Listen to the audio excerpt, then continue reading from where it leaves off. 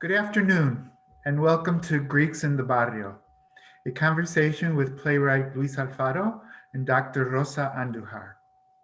My name is Ralph Flores, and I am the theater and performance curator at the Getty Villa. We are thrilled that you have joined us for what promises to be a lively and engaging program that complements our airing of Luis Alfaro's three plays as virtual readings, currently running on the Getty YouTube channel. All three plays will remain on view through Wednesday, January 20th, 2021 until 11:59 p.m. Now, it is my great pleasure to introduce playwright, poet, activist, and MacArthur Fellow Luis Alfaro. Hola, Good, af- Luis. good Bienvenido. afternoon, Ralph. It's great to be here. Thank you for having me. It's so great to have you. And I'm happy to introduce now the editor of the recently published The Greek Trilogy of Luis Alfaro, Dr. Rosa Andujar. Dr. Andujar is a professor of classics at King's College. Bienvenida, Rosa. So happy you could join us. Hi, thank you for having me. Of course.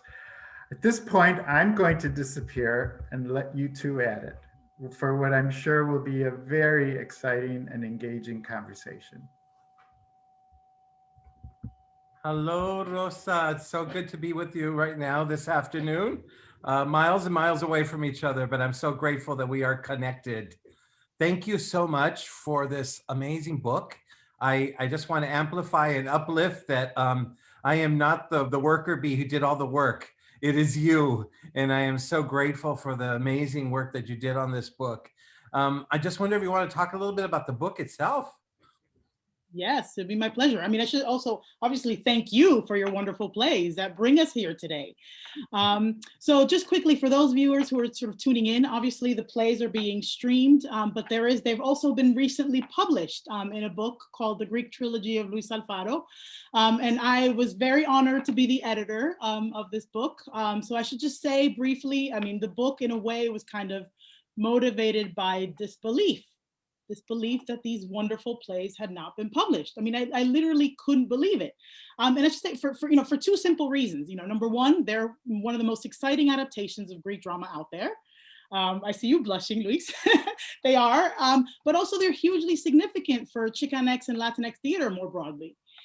So I think, just briefly on sort of them as adaptations, of Greek drama, they speak to the now, they speak to the challenges of the 21st century. And I'm an academic, and my colleagues and I, who are always who teach the ancient things, or are always or teach basically anything before the 19th century, are always trying to get students to draw students into the study of the past. And your plays, I mean, coming across your plays basically was a revelation for me. They're so wonderful. I mean, we're going to talk today about what makes them so exciting. But basically, they bring Greek drama to life for the 21st century. So for me, it was amazing. And then on top of that, the fact that they are set in the barrio, they represent, Chicanx and Latinx community in a crucial way, engaging with these critical issues of, migration. We can talk about inner city violence, recidivism.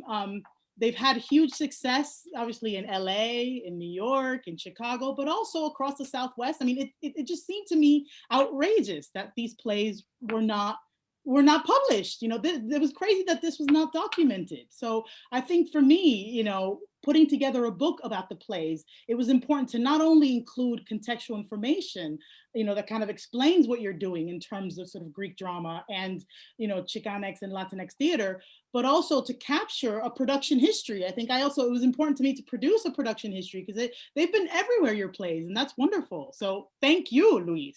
Oh, thank you.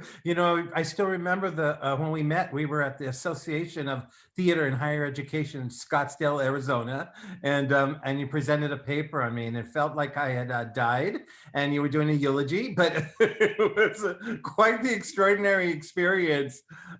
It's true. I think that one of the most exciting parts about writing these plays is how they've gone out into the world, right? And they've gone out in a way that I think is exciting, that they haven't just stayed in the community, but they've gone farther than the community, and I think that's Wonderful. I love visiting classes.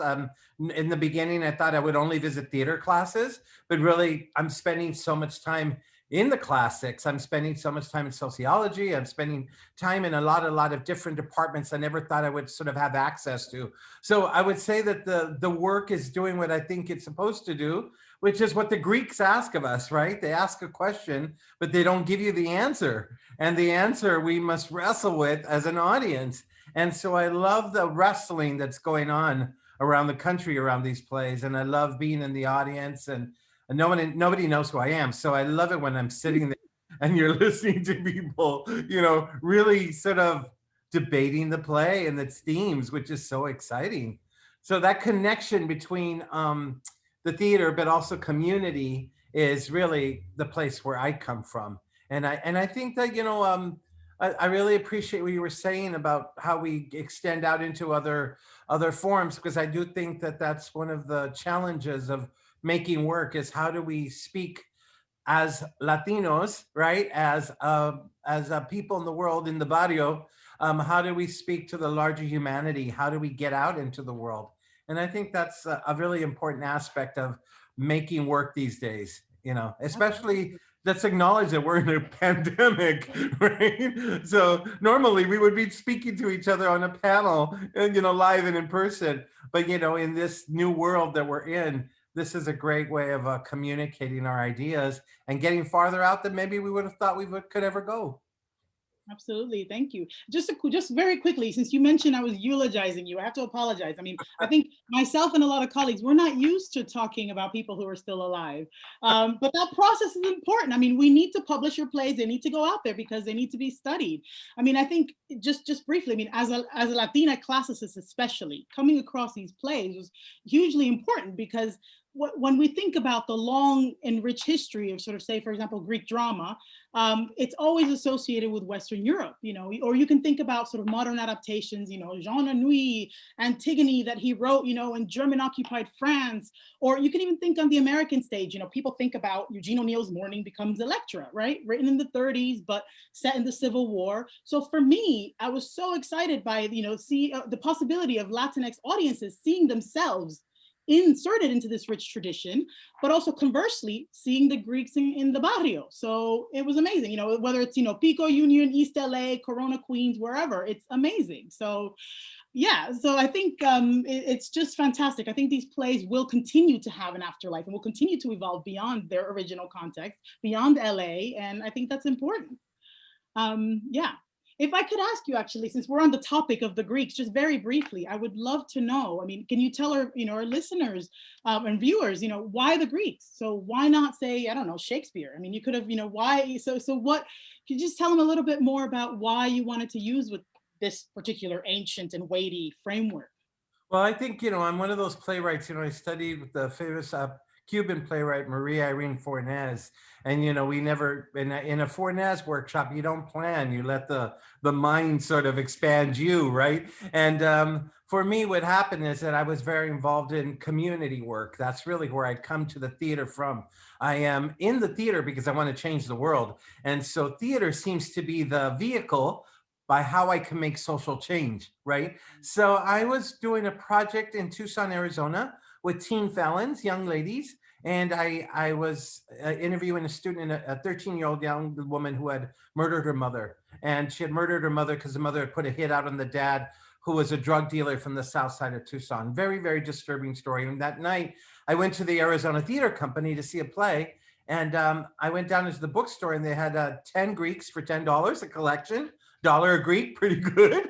And a bargain. And so the first play I read was Electra, the story of a young girl who murders her mother to avenge her father's death. Oh my God, right? The contemporary story living in a classic, or the classic living in a contemporary story. And I thought to myself, well, I'm working, I'm a young playwright, I'm trying to be a better writer. Why not take this Greek, and see if I can get good at structure and form? Because the Greeks, in 90 minutes, do love and death and sex and passion and desire, everything, right? And so I thought, wow, let me just try it. And that's what I did. I tried to stay true to the beats of the Greek. And that's really where this journey began. But it was, I think, had it been just another form or another collection of books, I might have been on another track. But the Greeks really were beautifully sustained works of art that I could intersect with and see myself in a larger context, larger in the world. And I think that's really, really important for us as community, right? To imagine our stories are the stories of the world. We are members of a larger humanity. So we're wrestling with the same issues that everybody's wrestling with. And that is what's so great about this intersection with you, especially because the academics, right? They help us expand that idea, the notion of how to think about this. So for me, I think that was the most exciting thing. And then one led to another, led to another. But I'm always sort of led by questions. I'm always led by a desire to know something about the world or something I'm really troubled by, you know. And so Electra might have been girl gangs, and Oedipus was really about the recidivism, return to prison rate in California. And Mohala was really about the undocumented in our country. So, you know, they really tie into, I think, exactly what the Greeks were talking about, Great. Yeah, no, I which is think, yeah. great. Do you want to look at some images and talk about them? Yes, that would be great. I feel like otherwise, yeah, we can keep going. Yes, please, let's look at some images and talk about these plays. Okay. Do you see what I see, Rosa? I do. Yeah, very much so. So this really was the beginning. You know, I started in Tucson, but then very quickly I moved to a big, gigantic, fat production on the main stage of the Goodman Theater in Chicago.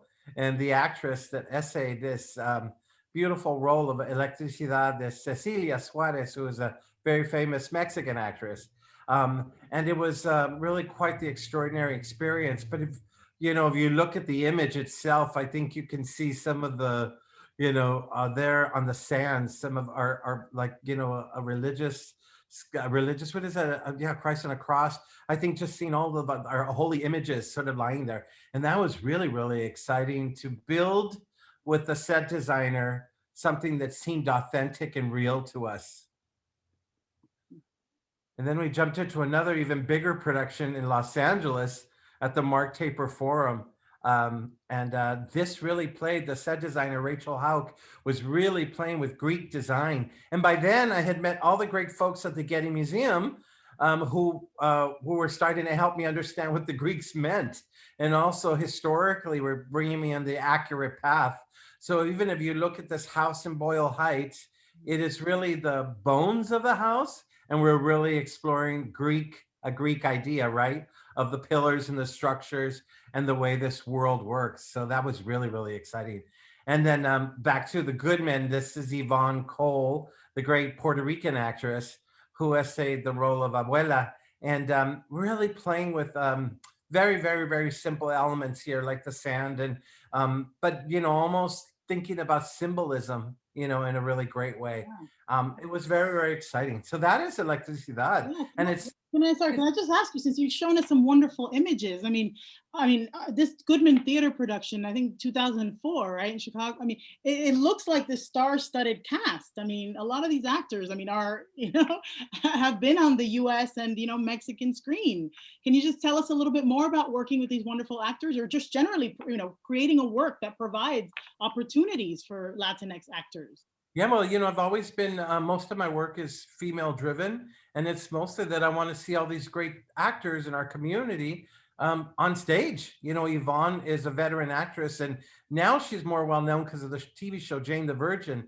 But in truth, I had been working for years with her in really small theaters in Los Angeles, and most of the people that were in this cast were really just local actors. And I think now I laugh because Tanya Saracho, the creator of Vida, a big hit show, and now one of the important writers in television, she was just a local actress, in Chicago, kind of hitting the boards. And so that's kind of what happens, right? You build a community, a family. The Latino theater community is powerful, but we all do really know each other. We're very organized.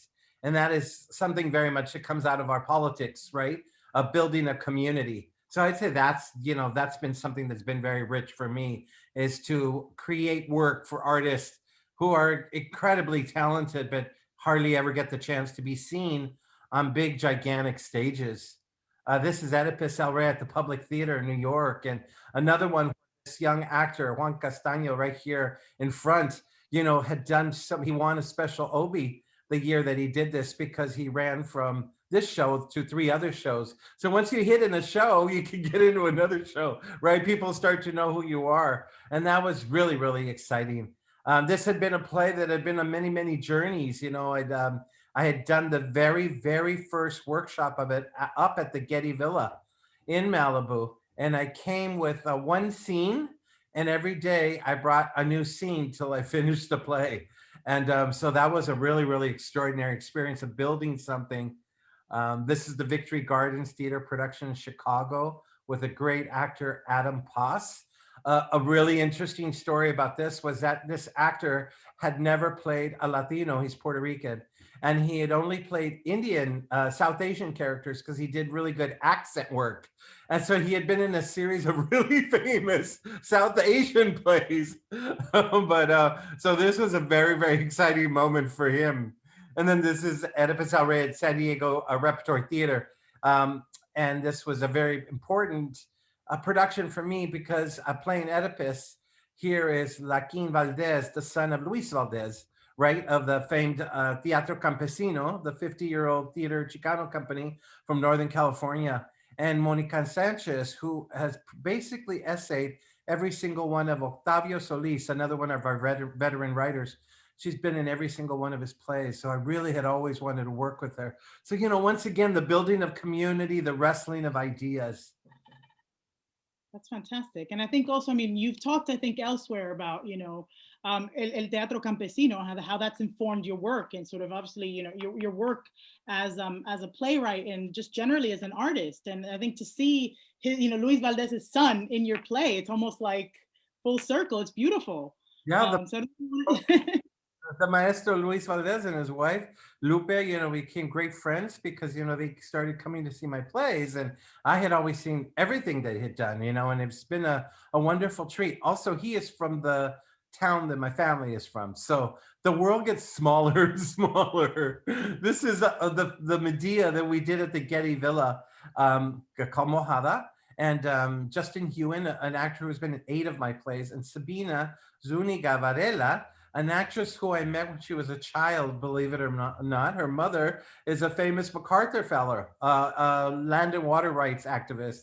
And she said, I want you to meet my daughter. She's like 11, 12, and she's going to be an actress. And I said, oh, great. And then a few years later, she said, she's doing your plays. And so we started working on Mojada. And I think short of one production, she's done all the productions of the play.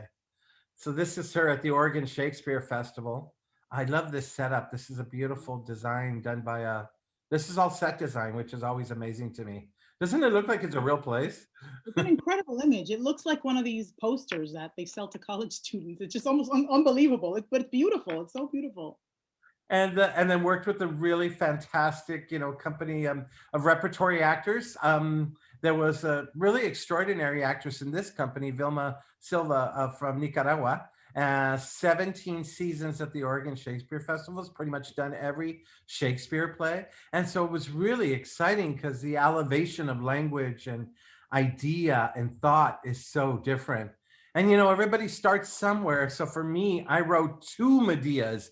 I don't know what I was thinking, but I started with a play called Bruja at the Magic Theater in San Francisco, the home that the playwright Sam Shepard built.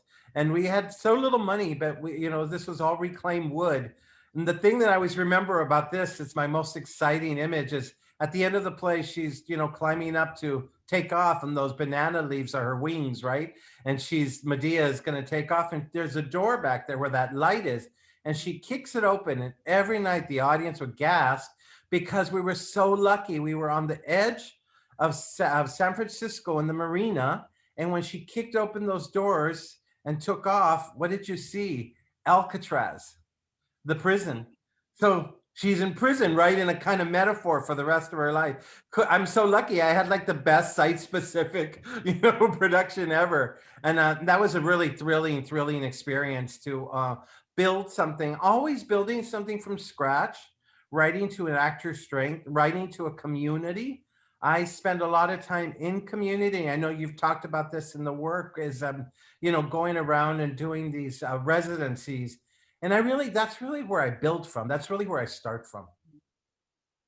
Great. Yeah. Thank you for sharing all these wonderful images. I mean, I have so many questions, and I think there's so much we can talk about. I mean, maybe we can just pick up on what you just said about sort of working with all these communities, because I think that's been important, and something that has informed all of your plays. And you've been working across, obviously all over the U.S. I mean, can you just share a little bit more about that experience and sort of how your experience with that community engagement kind of feeds into the plays? Sure, I had a kind of what I call my lonely 10 years of in exile. I like to say my prodigal son, 10 years, where I sort of spent 10 years around the country, and I would live in a different city in America up to a year at a time. And I was usually living in a city that was having some sort of challenge.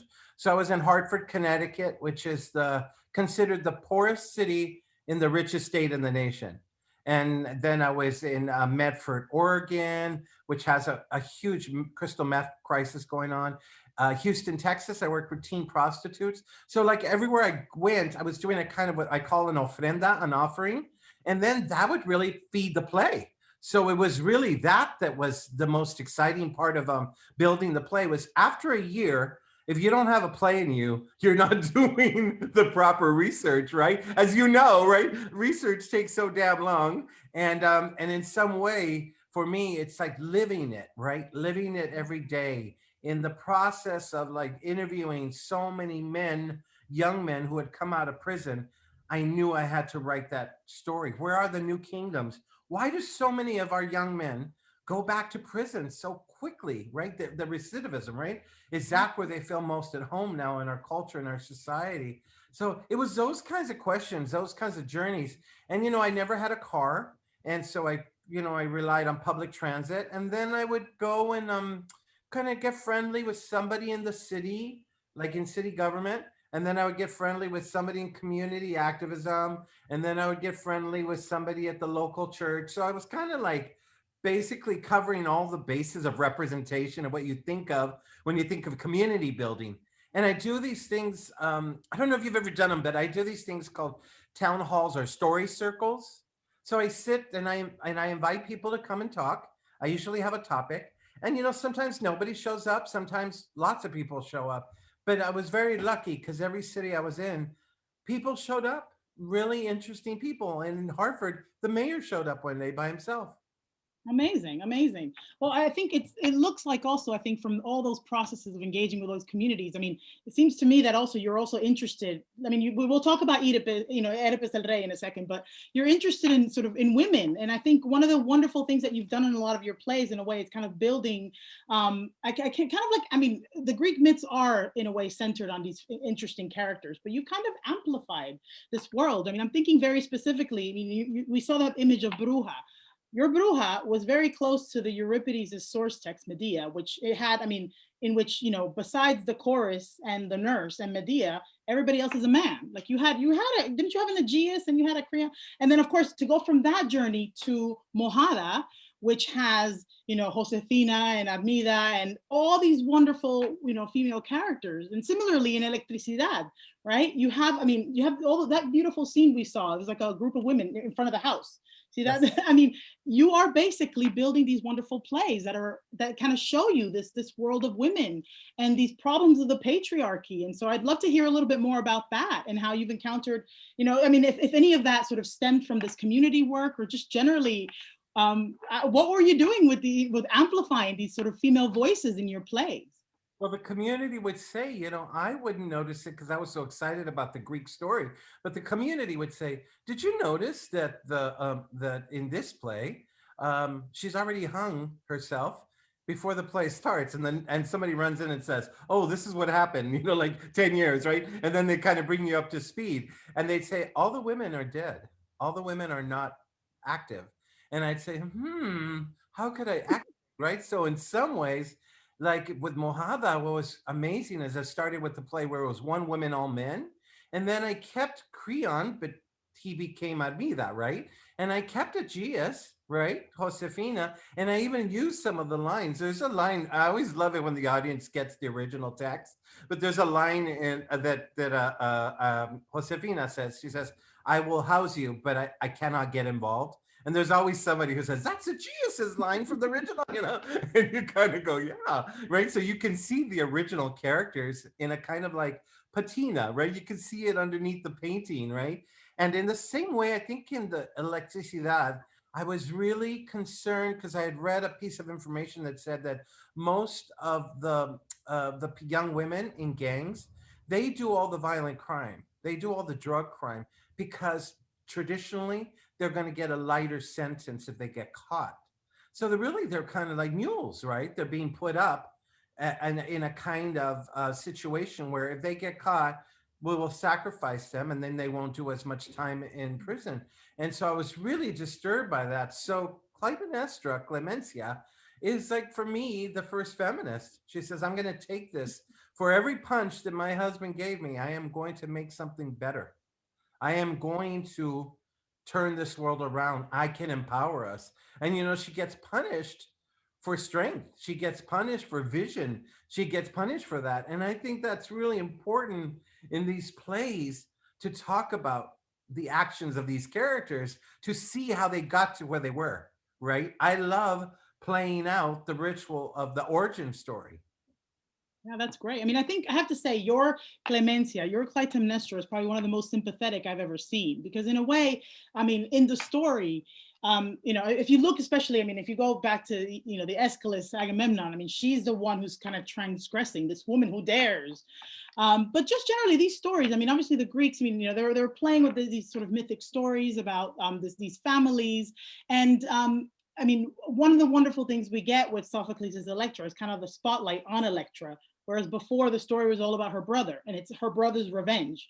But now, you know, I mean, obviously in the ancient Greek world, I mean, these plays were written by men, acted by men, witnessed by men, seen by men in the theater. So, so we're seeing some kind of version of a woman, of a Greek vision of a woman. But in your plays, I just really think that in a way you've taken all these important strands in the myth, you know, that they're already I mean, in Sophocles' Electra, it's already about amplifying these stories and kind of looking at the wider family dynamics. But in Electricidad, I mean, you get Abuela, I mean, you get this whole world that I think just goes beyond, you know, what the Greeks were doing. It really shows sort of all these tensions in the family, whereas I think in the Greek, it might be even more sort of black and white. Like, again, your Clemencia, I mean, all the things she says about you know what she's done and how she wants to get ahead. I mean, I think you've called her a feminist, you know, a feminist. She gets punished for it, and I think modern audiences looking at your play would be like, wow, like I've never, you know, I don't think many people generally sympathize with Clytemnestra, and now here's Clemencia. So I think that's wonderful. So I don't know if you wanted to sort of address that because I think you're kind of teasing out important strands which are there and kind of again amplifying them and showing all these sort of different things. I think that if, for me, using the Greek is really truly using the Greek. I think ultimately I'm writing love stories, right? I'm really writing a familial love story. I'm writing a story about a daughter and a father in Electra. I'm writing a story about a mother and a son, but really a love story about two wounded, lost souls in the world. And, you know, in Mojada, I'm writing a great love story about Jason, Jason, and Medea, right? Medea. And so I feel like in some way, I'm always thinking about how we can see our stories generationally too. So that's why in Electra, I really wanted to focus on 3 generations of a family.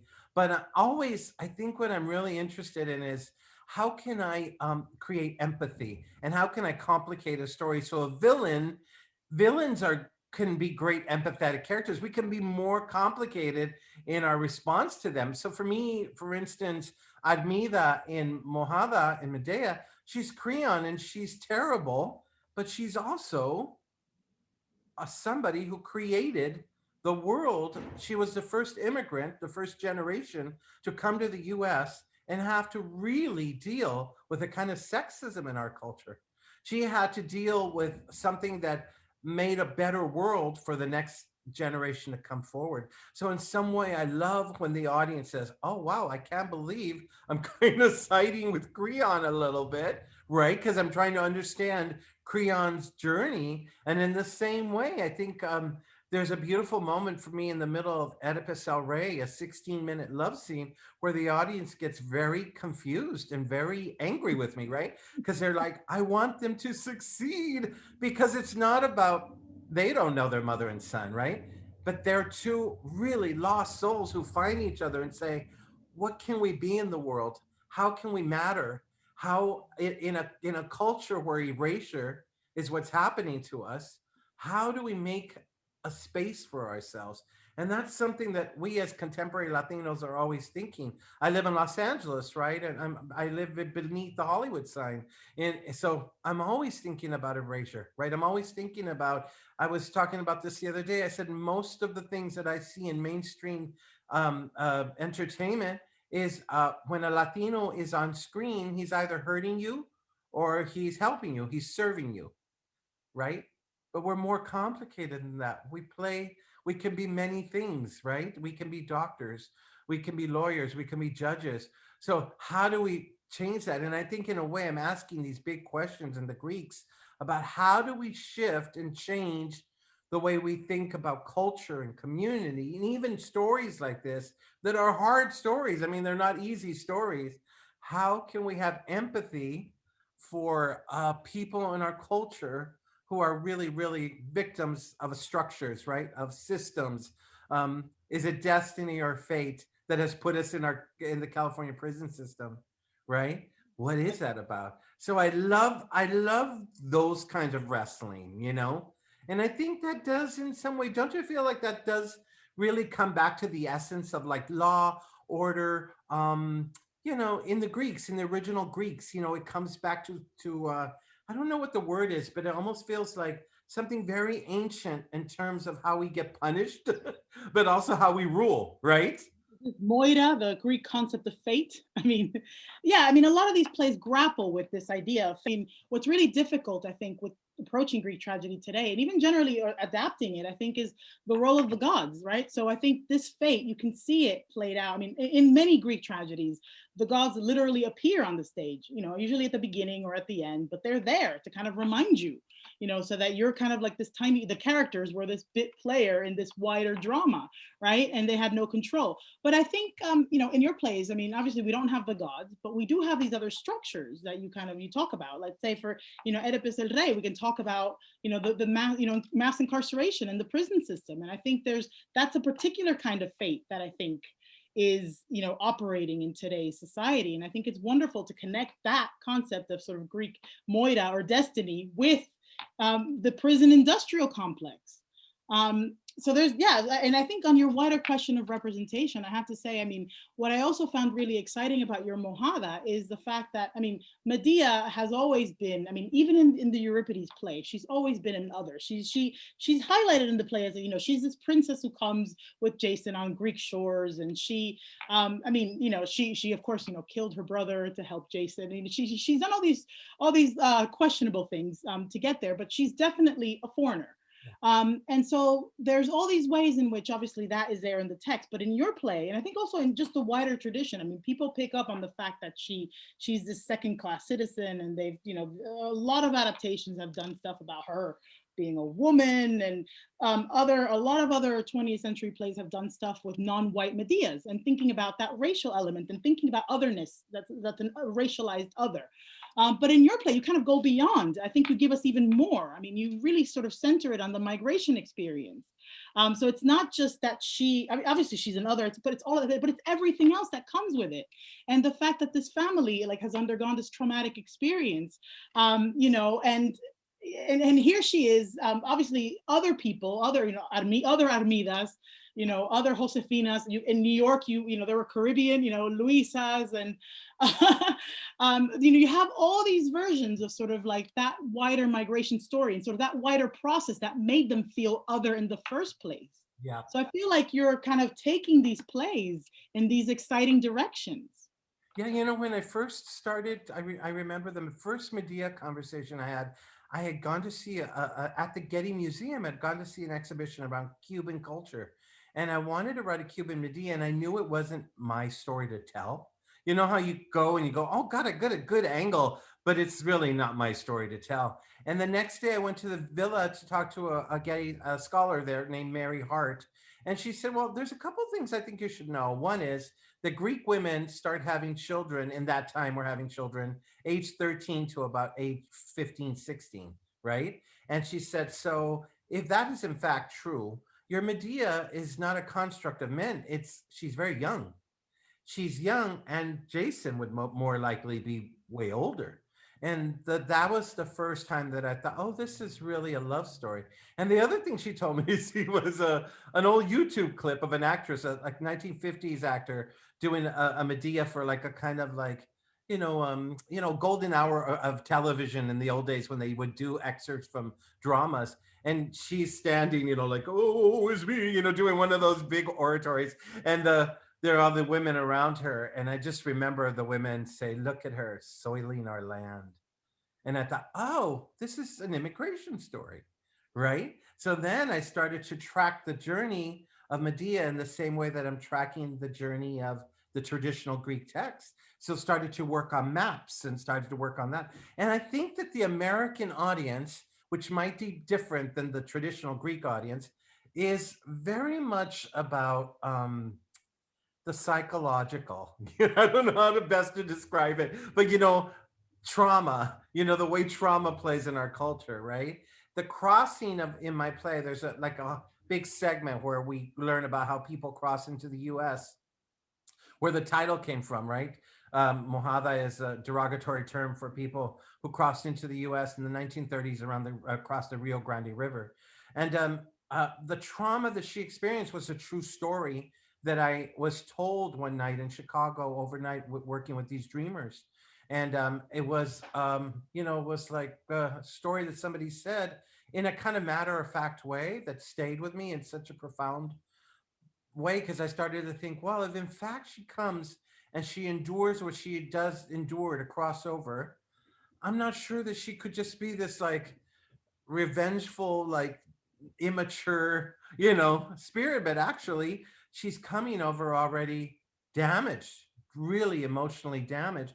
And then I read that more than half of all women who cross the southern border from Mexico into the US, a lot of Central American women are sexually assaulted. So, what a tremendous price to pay to come to another country, right? And so that has started to establish some parameters for how I was telling this story. Could it be the Medea is not actually avenging something, but she's actually trying to save her son? Mm. And so I started to do all this research. And in California and in Los Angeles in the last 10 years, there's been a number of really disturbing cases of a lot of mothers who walk their children into the ocean and drown them. Wow. What is going on in our culture that does that? So mental health, right?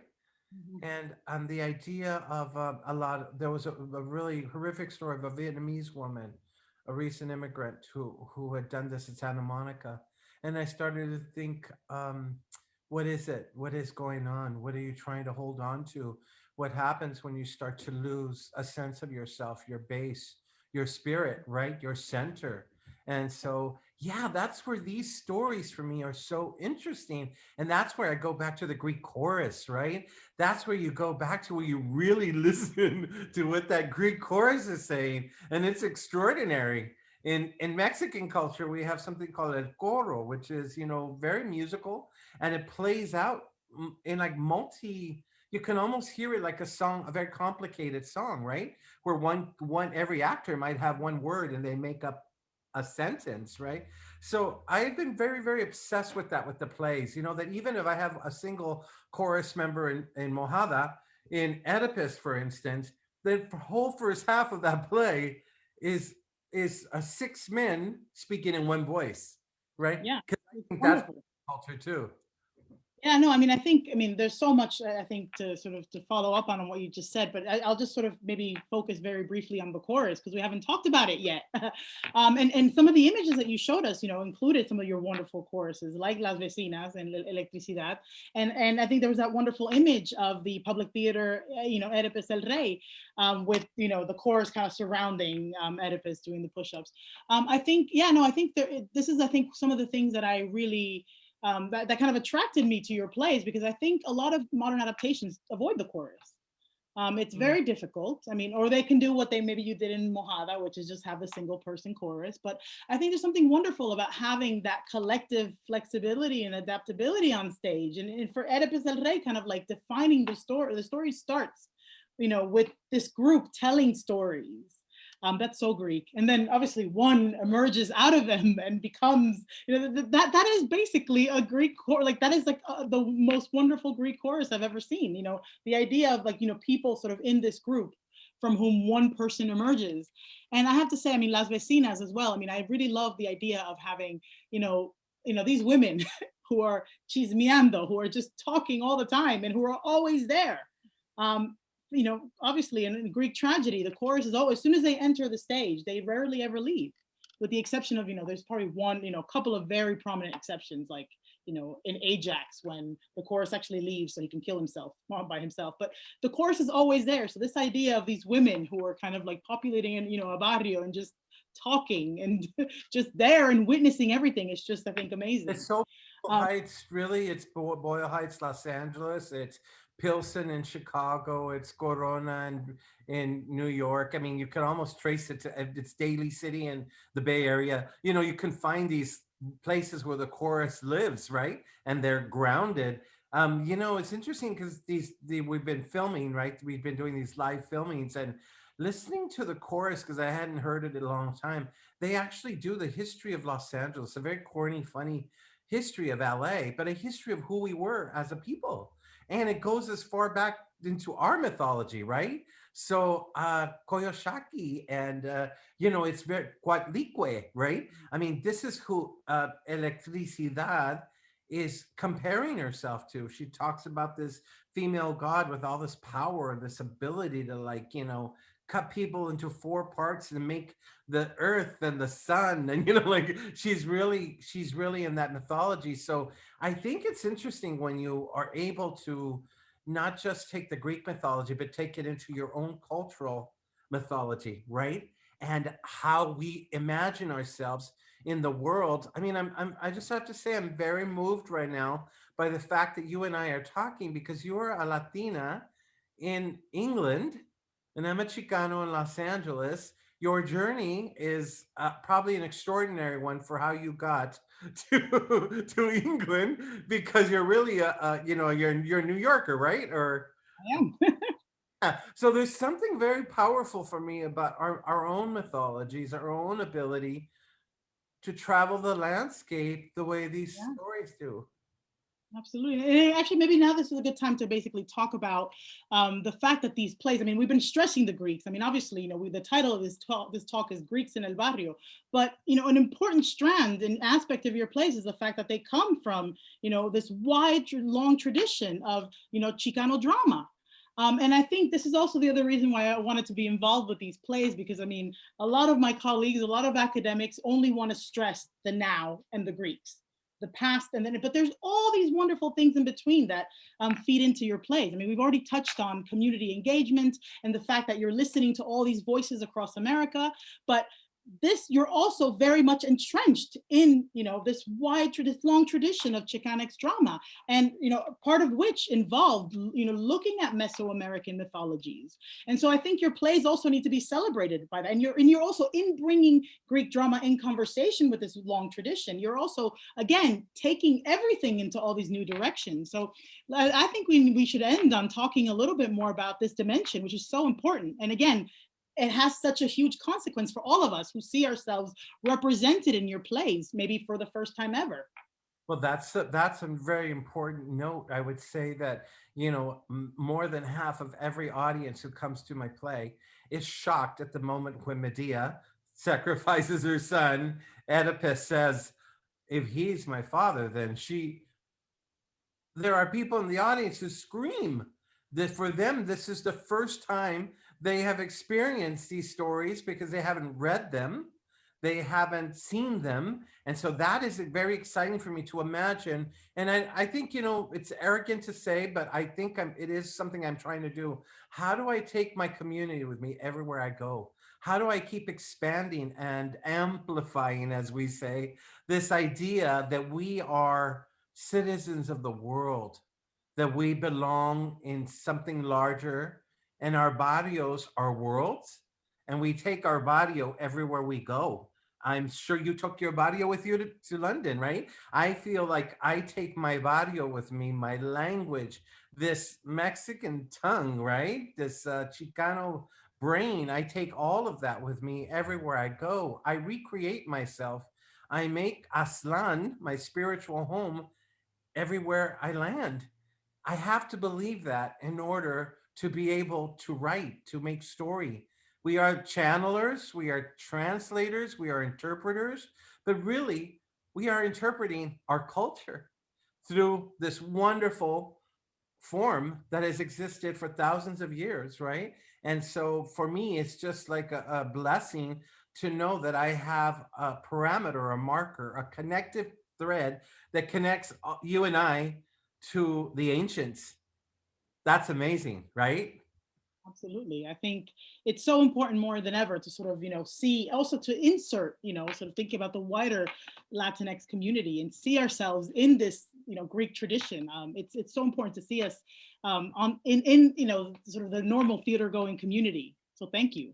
Thank you. And look who just showed up. Thank you both so much for joining us and for what has been a really exciting and wonderful conversation about these ancient plays and Luis's beautiful adaptations of them.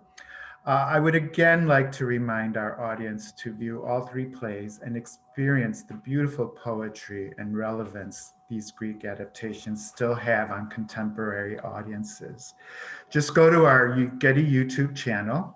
All three will remain on view through Wednesday, January 20th, 2021 until 11:59 p.m.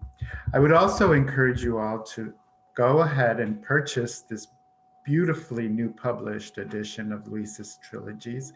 And again, it is my great pleasure to thank the wonderful Luis Alfaro and the lovely and equally as wonderful Rosa Andujar for joining us for this really wonderful conversation. Thank you all, and have a good rest of your day.